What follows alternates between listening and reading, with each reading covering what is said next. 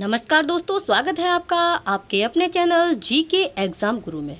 ये हमारा new channel है तो कृपया इसे लाइक करें, शेयर करें और सब्सक्राइब करें। आपको स्वतंत्रता दिवस की बहुत बहुत हार्दिक शुभकामनाएं। ये 74वां स्वतंत्रता दिवस मनाया गया है। हम शुरुआत करते हैं हिंदी के महत्वपूर्ण प्रश्नों से। फिजी का प्रेमचंद्र किसे कहा जाता है? तो जोगिंदर सिंह कंबल को फिजी का प्रेमचंद्र कहा जाता है। जोगिंदर सिंह कंबल को फिजी का प्रेमचंद्र कहा जाता है। और जोगिंदर सिंह कंबल की जो रचनाएं हैं वो हैं धरती मेरी माता, करवट, हीर और रांझा, इंसान जाग उठा। ये जोगिंदर सिंह कंबल की रचनाएं हैं और इनको फिजी का प्रेमचंद्र कहा जाता है। नेक्स्ट क्वेश्चन,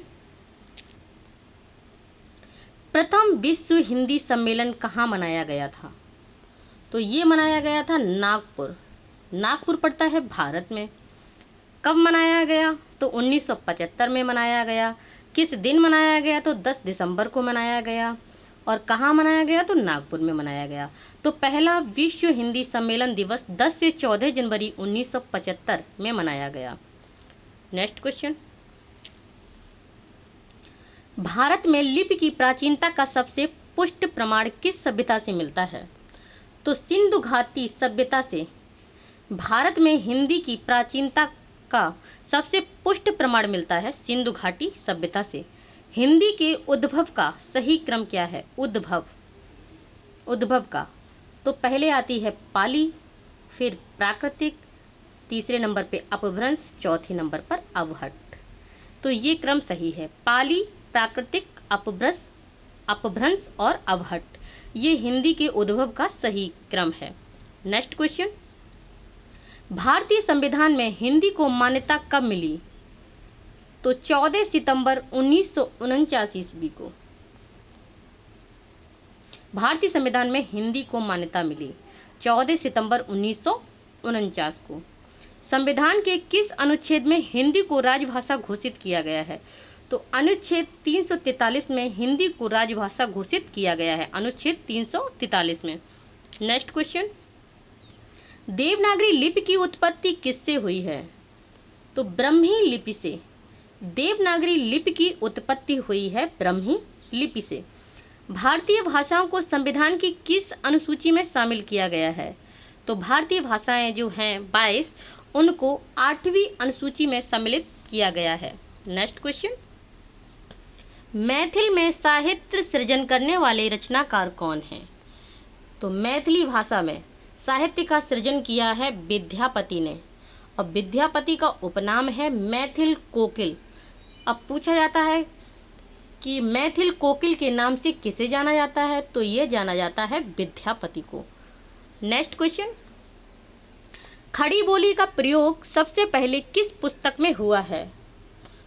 तो प्रेम सागर में खड़ी बोली का सबसे पहले प्रयोग हुआ है। संविधान सभा में हिंदी को राजभाषा बनाने का प्रस्ताव किसने रखा था?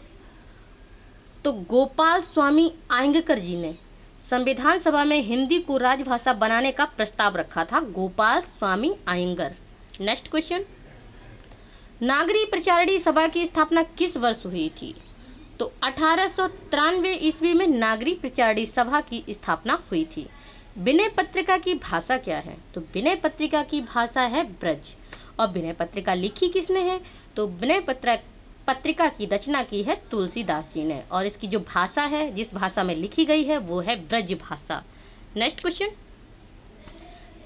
क्षेत्र की कौन सी बोली को काशिका कहा जाता है? किस क्षेत्र की बोली को काशिका कहा जाता है? तो ये जो बनारस की बोली है उसको काशिका कहा जाता है। बनारस की बोली को काशिका कहा जाता है। अपभ्रंश को पुरानी हिंदी किसने कहा है? तो अपभ्रंश को चंद्रधर शर्मा गुलेरी ने पुरानी हिंदी का नाम दिया है। अपभ्रंश को पुरानी हिंदी का नाम दिया है चंद्रधर शर्मा गुलेरी ने। नेक्स्ट क्वेश्चन, बिहारी हिंदी की बोलियां कौन कौन सी हैं? तो भोजपुरी, मैथिली, मगही, ये हैं बिहारी हिंदी की बोलियां। Bhojpuri, Maithili, Magahi. Fort William college की स्थापना कहाँ हुई है? तो कोलकाता में फोर्ट विलियम कॉलेज की स्थापना हुई है? कोलकाता में। नेक्स्ट क्वेश्चन, चंद्रधर शर्मा गुलेरी ने पुरानी हिंदी का प्रथम कवि किसे माना है? तो चंद्रधर शर्मा ने पुरानी हिंदी का प्रथम कवि माना है राजा मुंज को। राजा मुंज को पुरानी हिंदी का प्रथम कवि माना है चंद्रधर शर्मा गुलेरी ने। द्रविड़ परिवार की भाषा कौन सी है? तो कन्नड़ द्रविड़ परिवार की भाषा है। कन्नड़ द्रविड़ परिवार की भाषा कौन सी है? तो कन्नड़ है। नेक्स्ट क्वेश्चन, हिंदी का संबंध किससे है? तो सौरसेनी अपभ्रंश से हिंदी का संबंध है। अब सौरसेनी अपभ्रंश का संबंध किससे है? तो ये हिंदी से है सौरसेनी अपभ्रंश का संबंध। दोस्तों, अगर आपको हमारा चैनल अच्छा लगा है तो कृपया इसे शेयर करें और सब्सक्राइब करें। धन्यवाद।